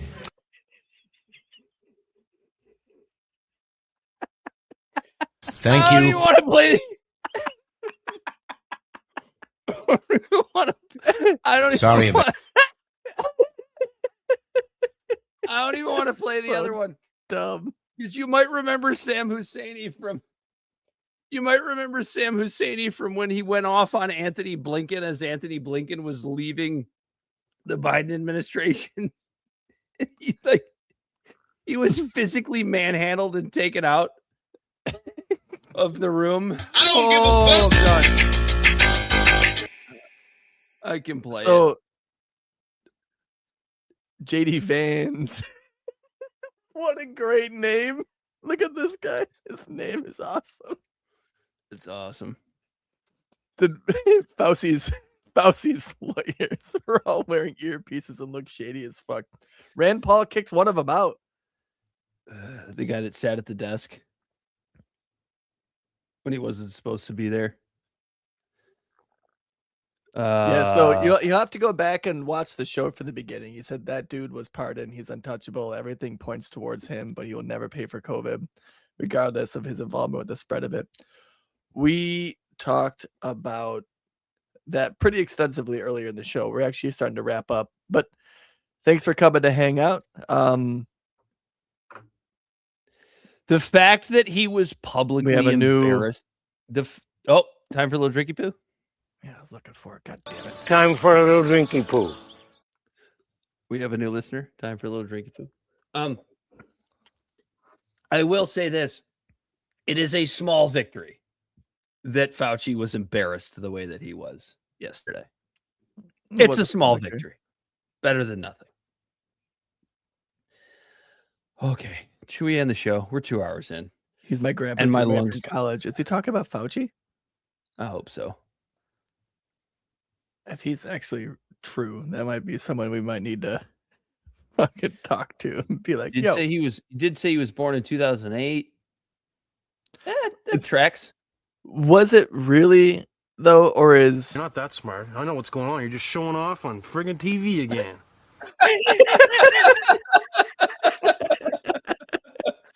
Three's a woman, by the way. We made a mistake and assumed her gender. I'm sorry. You know, we try really hard to not do that on this show. And like Liberty Twitch are the one guy that's like a girl. We had this long running joke that we're not sure what they are. Yeah, maybe you go down on her, dude. Don't be selfish. Don't be a sexist.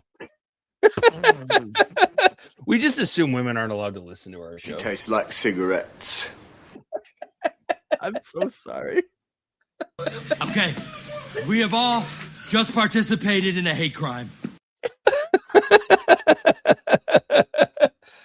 I thought this was America. Huh? Isn't this America? I think we need to right this listing ship. Yeah. To get the hell out of here. We do. Sorry about that. Let's continue with the subject at hand. Oh my God. Oh, God damn it, Chuck Schumer. What else do you have to say? Oh, fucking A. JD Vans asked if we misgendered someone and he called us a bigot. Or she. Can somebody explain that to me? Did I just misgender JD Vans? I don't even know. So sorry. I wish I could do something, but I can't. How did you fuck that couch? Tell the people where they can find us, Corey. Libservative Podcast is found on all social media and podcast platforms. Our website is libservativeshow.com. We can be found at Libservative on Facebook, YouTube, and Twitch. Instagram and Twitter at LibservativePod. Our TikTok videos can be found at Libservative Podcast, and you can reach out directly at libservativepod@gmail.com. Ooh, look at Subscribe that. It says today. TikTok.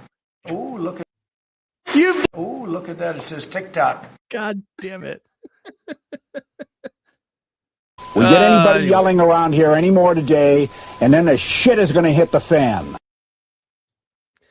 Anyway, for Bella Body Snatcher, who's been on the ones and twos all night, he, as always, is Corey Walsh. And he's Dad Griffin. It's been Libservative Intellectual Idiots Fostering Political and Cultural Literacy and the world's smartest internet show. And until next time, we are out of here. Under the advice of my attorneys, I will invoke my right under the Fifth Amendment of the Constitution to refrain from answering your questions. Thank you.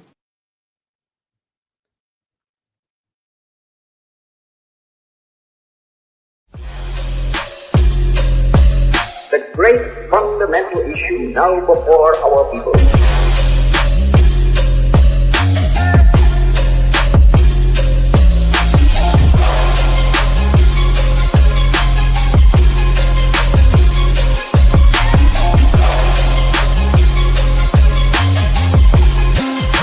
We, the people, cannot turn back.